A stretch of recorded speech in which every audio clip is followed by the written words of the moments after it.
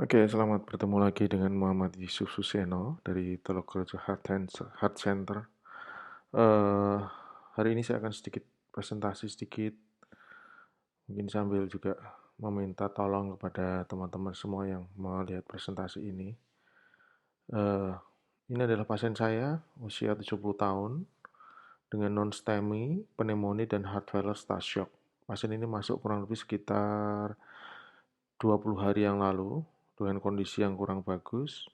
Kemudian dari hasil laboratorium ternyata troponina tinggi, dari EKG ada ST depresi di anterolateral.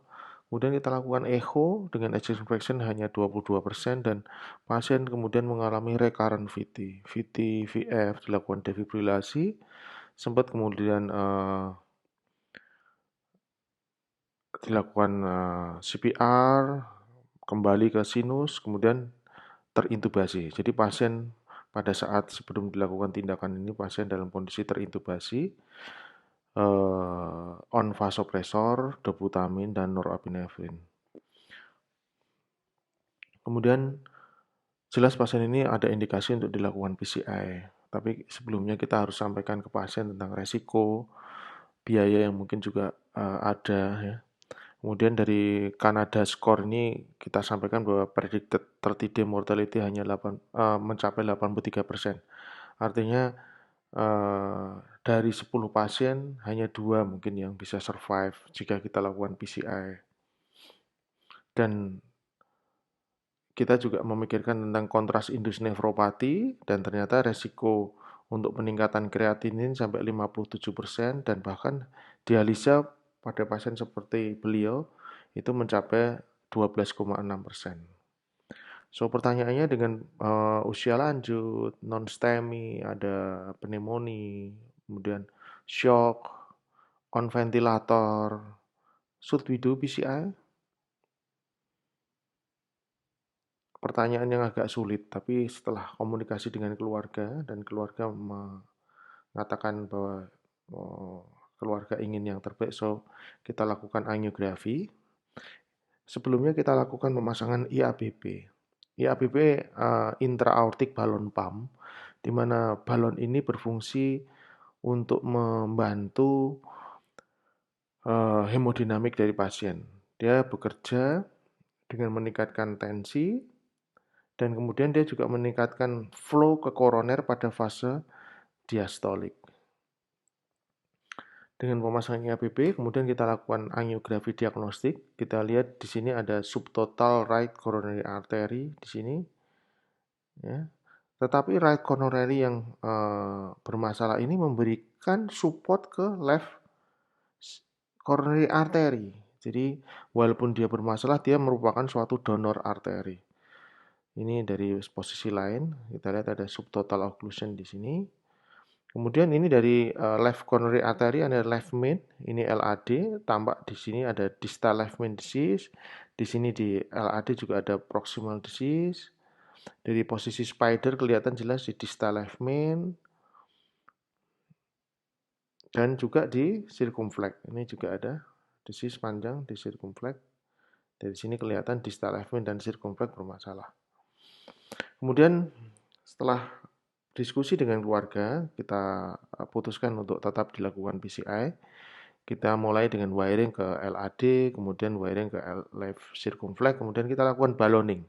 Dengan balon 2015 sampai 18 ATM, kita buka ke LAD. Inflation hanya kita lakukan pendek-pendek aja, karena kondisi pasien sangat tidak stabil. Kemudian balloning di left main. Kemudian kita lakukan balloning dengan skor flag balon 3015 sampai 16 ATM di left main. Pada saat ini kita berpikir bahwa ini sudah cukup oke gitu, sudah cukup oke, sudah cukup besar, well deploy, saya kira balonnya. So, kemudian kita masukkan stand. Ternyata standnya tidak bisa masuk. Ketika kita kemudian mencoba untuk redelivery score flag tadi, yang sudah kita buka, tidak bisa masuk juga. So, terpaksa kita buka balon baru, balon NC 3012, kita inflate sampai 24 ATM. Beberapa kali inflate, sampai maksimal lebih dari burstnya bahkan ya. Kemudian kita masukkan stent. Stent agak sulit masuk, tapi dengan sedikit upaya, akhirnya stent bisa masuk ke LAD. Long stent 38275 kita invert sampai 14 atm.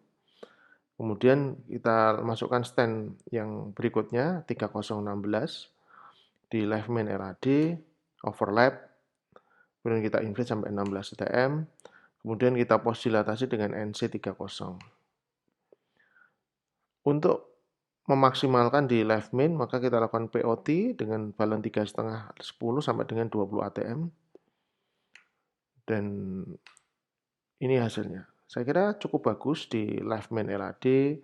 Dari posisi lain, left main LAD saya kira cukup bagus. Left circumflex memang tidak saya sentuh, karena pada saat ini saya merasa yang lebih sangat penting adalah left main LAD, kemudian RCA.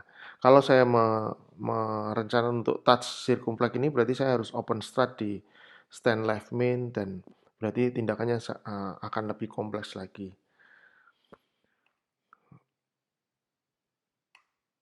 Kemudian kita lakukan wiring di RCA, kita baloning dan kita pasang stand 3028, kita post dilatasi dengan hasil yang cukup bagus. Dengan hasil ini saya kira kami berharap sudah cukup untuk memperbaiki hemodinamik daripada pasien.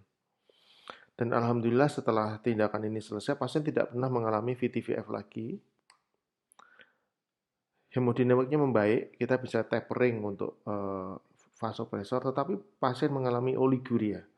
Jadi kencing mulai menurun, kemudian kreatinin meningkat sampai di atas 3,0, kemudian segera kita konsulkan ke nefrolog dan kita lakukan hemodialisis. Hemodialisis hanya dilakukan sekali. Kemudian hari ketiga leukositnya naik sampai 25.000, kita pindah ganti antibiotik ke meropenem, kemudian kita tunggu blood culture dan sputumnya, belum ada hasil. Kemudian hemodinamik tetapi membaik, overall membaik, kontak membaik, chest pain sangat-sangat minimal, kemudian kita stop IABP. Hari ini sudah hari ke-10 setelah PCI, beliau sudah pindah ke HDU atau Intermediate Ward, tidak mendapatkan vasopresor. Problemnya adalah pasien masih batuk dan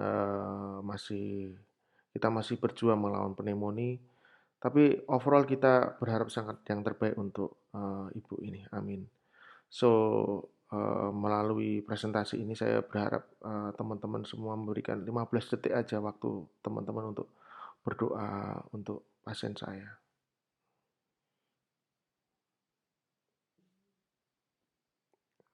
Terima kasih.